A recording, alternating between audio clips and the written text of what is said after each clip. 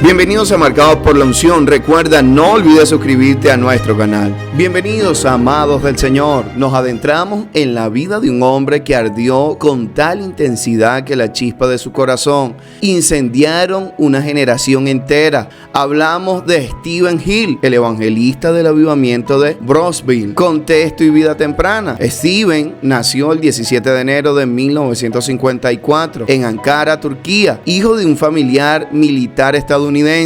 Aunque criado en el cinturón bíblico de Estados Unidos, Alabama, su contexto temprano no fue de piedad, sino de rebeldía. Yo no buscaba a Dios, buscaba la próxima aguja, la próxima dosis, la próxima fuga de la realidad. Stephen Hill, su carácter se forjó en los callejones del pecado, el alcohol, las drogas, una vida de delincuencia fueron sus amos. En 1973 y 1975, su rostro fue capturado en fotografías policiales, testimonios mudos de un corazón encadenado. A los 18 años, Steve era adicto severo a la heroína. Era un joven endurecido, un producto del desencanto post-Vietnam y la cultura de la droga. Su corazón, como él mismo lo describiría más tarde en su libro autobiográfico, era de piedra. Llamamiento: el día que murió el adicto. La historia de la iglesia nos enseña que los vasos más grandes a menudo se forjan, hornos más calientes. El llamamiento de Stephen Hill no fue sutil, fue una colisión frontal con la gracia de Dios. El encuentro decisivo el 28 de octubre de 1975 era una tarde del martes. La vida de Hill pendía de un hilo debido a una sobredosis y la amenaza de prisión. Un pastor luterano llamado Max Borchardt había estado sembrando la palabra en él a través del ministerio Desafío Juvenil. En la soledad de su habitación, desesperado y convulsionado por la abstinencia, Stephen Hill clamó. No fue una oración teológica, fue un grito de supervivencia. Escuchó una voz interna clara y resonante: pronuncia el nombre de Jesús. Hill relata que al pronunciar ese nombre repetidamente, las cadenas de la adicción a la heroína se rompieron instantáneamente. El síndrome de abstinencia cesó. Una paz sobrenatural llenó la habitación. En ese momento, Hill tuvo una certeza: su vida ya no le pertenecía. Allí nació el evangelista, no en un seminario, sino en el suelo de una habitación. Liberado del infierno, ingresó al Teen College y posterior al Instituto Bíblico Sion, donde su carácter fue moldeado bajo una disciplina rigurosa y pentecostal clásica. Su mentor espiritual fue nada más que David Wilkerson, el autor de La Cruz, El Puñal y el pastor del Times Square Church en Nueva York. Bajo el discipulado de Wilkerson,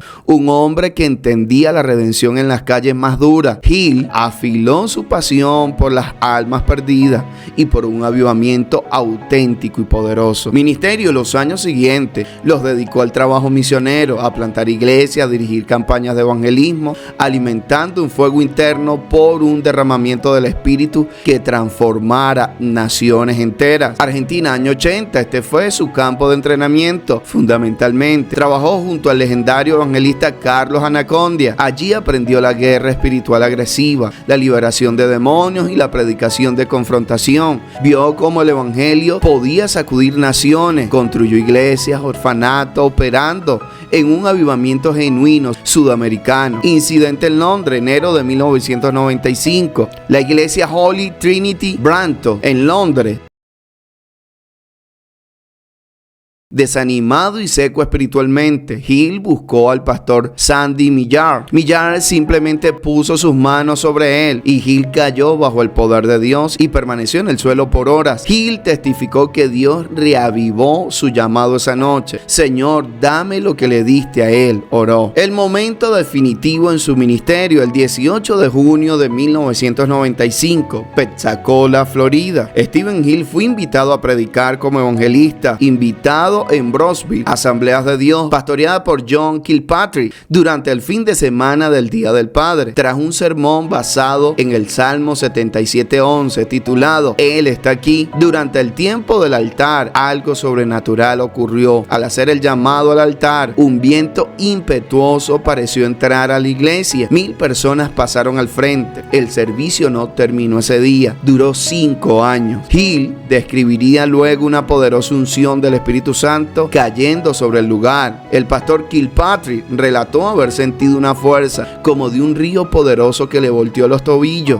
cayendo al suelo, permaneciendo allí por horas en un estado de intensa presencia divina. La iglesia se convirtió en un epicentro de lo que se llamaría el avivamiento de Brownsville o el derramamiento de Pensacola. Hill se quedó y predicó múltiples noches a la semana. Brownsville abrió reuniones de martes a sábado para recibir a miles y, según algunas estimaciones citadas por líderes del movimiento, a millones de visitantes durante los años del avivamiento. El estilo de Hill: confrontación pastoral del pecado, llamado apasionado al arrepentimiento, relato testimonial personal y una expectación por lo sobrenatural. Utilizó el altar con llamados intensos, tiempo de adoración extenso y oración intercesora. Los Hill dejaron Brownsville en torno al 2000. Stephen reanudó el evangelismo itinerante y en el 2003 fundó el Ministerio Mundial de Harlem, iglesia familiar de Harlem, en la zona de Dallas, centrada en el discipulado, escuela de ministerio y en formar obreros. En el 2007 fue diagnosticado con melanoma. Siguió en el ministerio pese a la enfermedad. Hill promovió reuniones de arrepentimiento, plantación de iglesia, escuela de ministerio y programas de discipulado. Su ministerio produjo discípulos y pastores que se formaron en Harlem a través de la gira. Sin embargo, Brownsville contó con líderes locales, milagros y prodigios. Un dueño de autobuses, David Collins, relató que una pasajera que llevó su hija con deformidad en los pies y tras asistir a la reunión, el pie se enderezó y la cirugía fue evitada. La visión del tribunal. Hill relató una experiencia vivida donde fue transportado en el espíritu ante el tribunal de Cristo. Vio la santidad de Dios tan fuerte que sintió que se desintegraba. Esto le dio su característico temor de Dios al predicar. El peso de la gloria. A menudo Hill tenía que ser sostenido físicamente en el púlpito porque la presencia de Dios era tan pesada que sus piernas fallaban. El caso de Alison Ward, 1995, una joven tímida que al ser tocada por el poder de Dios comenzó a temblar violentamente y a interceder. Tomó el micrófono y gritó con una urgencia profética sobre la necesidad de Dios. Su video en ese entonces se hizo viral, aunque era el tiempo del VHS, atrayendo a miles de jóvenes. Fue un catalizador. Un caso notable fue un traficante de drogas que entró a la iglesia con droga en el bolsillo. Durante la predicación de Hill, el hombre corrió al altar arrojando las drogas. Testificó que sintió un fuego literal quemando su pecho hasta que confesó. Sanidad física. Final del año 90 se documentó el caso de una mujer con esclerosis múltiple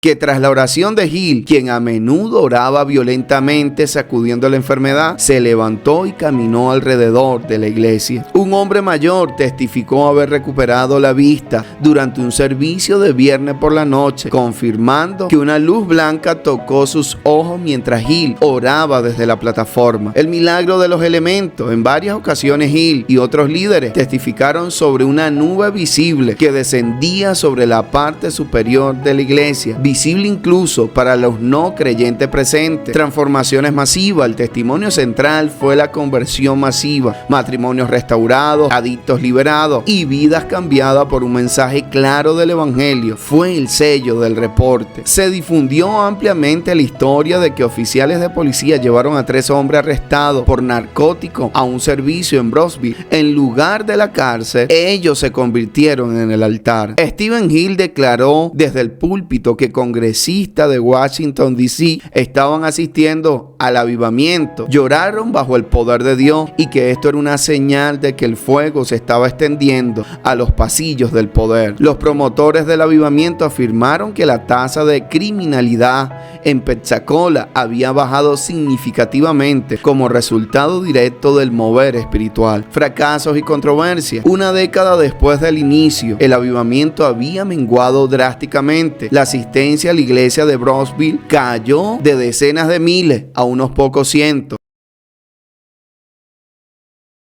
cargando con una deuda millonaria por un edificio que no podían llenar. Su escuela de ministerio pasó de 1.200 a 120 alumnos. Fractura en el liderazgo. El declive estuvo marcado por tensiones, despidos y rupturas públicas entre los líderes clave, Kilpatrick, Hill y el apologista Michelle Brown, dejando a muchos creyentes heridos y desilusionados. Enfermedad y muerte. El fracaso de la sanidad. Stephen Hill, quien oró por miles para sanidad, contrajo un melanoma agresivo. Muchos se preguntaron por qué el sanador no es sanado. Hill luchó años contra el cáncer, nunca culpó a Dios, usó su enfermedad para predicar sobre la fidelidad en el sufrimiento. Escribió A través del fuego, demostrando que la fe no es solo para escapar del dolor, sino para soportarlo. Murió el 9 de marzo del 2014. Legado: las brasas que aún arden. La Escuela de Ministerio de Renacimiento de Brownsville, fundada durante el Avivamiento, entrenó a miles de misioneros que hoy sirven en todo el mundo. Iglesia de todas las naciones, fundada por Hill en Texas, después de Brownsville, continúa su legado de evangelismo. Impacto numérico: se registraron más de 4 millones de visitantes en Brownsville y cientos de miles de confesiones de fe documentadas bajo su predicación. Literatura: libros como El tiempo se acaba, sigue siendo manuales